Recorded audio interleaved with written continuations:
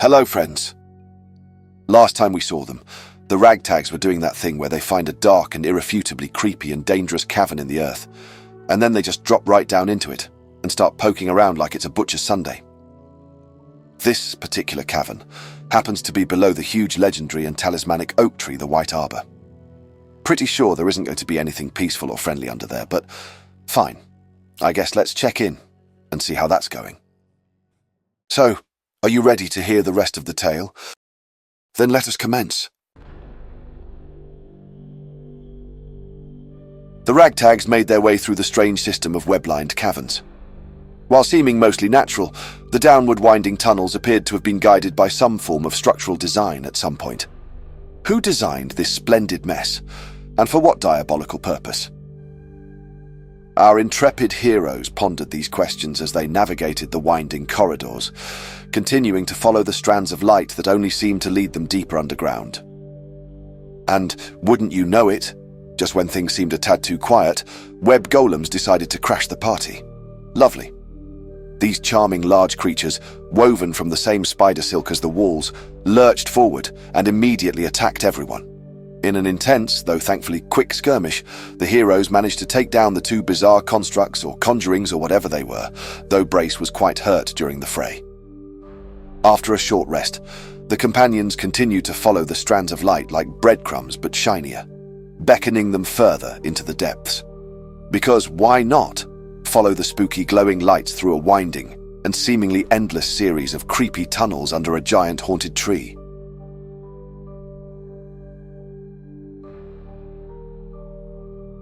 I cannot stress enough how absolutely festooned the chamber was with webs. The mass of strands even obscured an entrance in one of the far corners, although there was another clearly visible entrance nearby that seemed to continue leading downwards, and it also seemed to be the direction the ethereal strands were leading everyone. Brace, never one to let decor get in the way, launched a firebolt into the webs, burning them away to reveal the room's secrets, or at least clearing the way somewhat so everyone could pass through without issue. With that, Unia snuck ahead into the room, her well-honed Gith battle instincts allowing her to quickly scan the dark, webby corners of the place to discover that, yup, there were 6 giant spiders lurking in the shadows of the chamber's ceiling. She tried to signal everyone of the danger, but the spiders had already begun making their move. A battle ensued, though it wasn't much of one to be honest. The heroes decimated the spiders with some solid team synergy and, dare I say, a certain amount of flair. It's almost as if they're getting good at this whole surviving against the usually horrific and one-sided odds thing.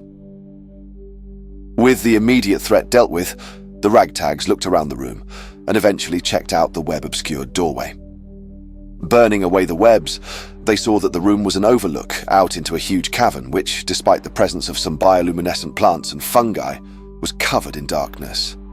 From this vantage point, and with some dark vision and goggles-assisted looks, they could see a strange temple straight ahead out about 500 to 600 feet down into the cavern. But there was also a strange cave entrance down and to the west, as well as a crude-looking settlement down and to the east, both connected by a natural thoroughfare. Quite the sight, really, if you're into that sort of thing. Awe-inspiring and foreboding in equal measure. After a quick check, it was confirmed that the strands of light were heading down toward the temple, because of course they were. As they observed things from their overlook vantage point, the companions spotted a patrol of strange creatures. Each seemed to be some sort of fey spider abomination. Capital. With a closer look, Varys identified these as fey-touched versions of Choldrith, chitin and ettercaps. Whatever they were doing here, everyone decided to adopt a stealthy approach to avoid dealing with any of the creatures, at least for as long as possible. Varys sent his bat familiar to the settlement to the east and quickly saw that it was indeed being used as a crude, rudimentary collection of shelters and cave dwellings of some kind for a good amount of creatures. When the patrol passed, the heroes climbed down the cavern wall below the overlook, descending to the thoroughfare. Quickly, they made their way in the direction of the temple. Soon, they had to descend another rock face about 30 feet to the level below. Besides the temple, This level of the cavern featured several other curious structures.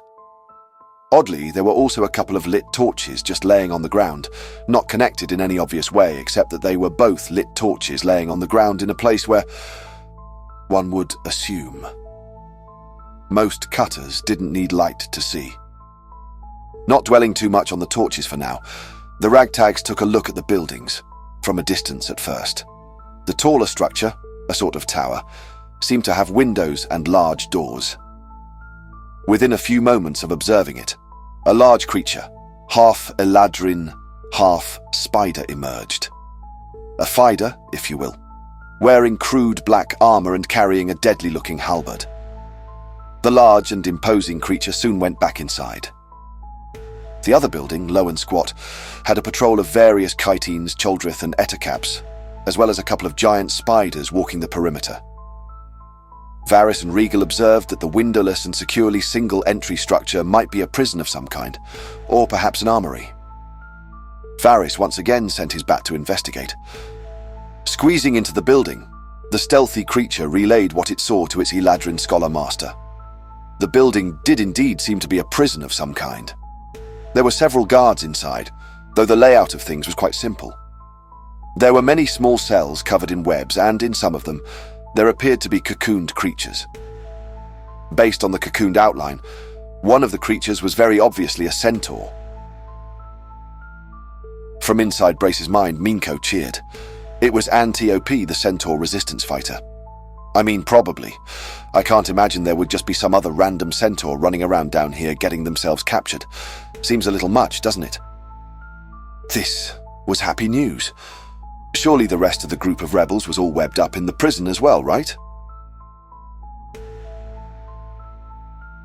So, one building housed guardians that were an unsettling mix of Fae and Spider.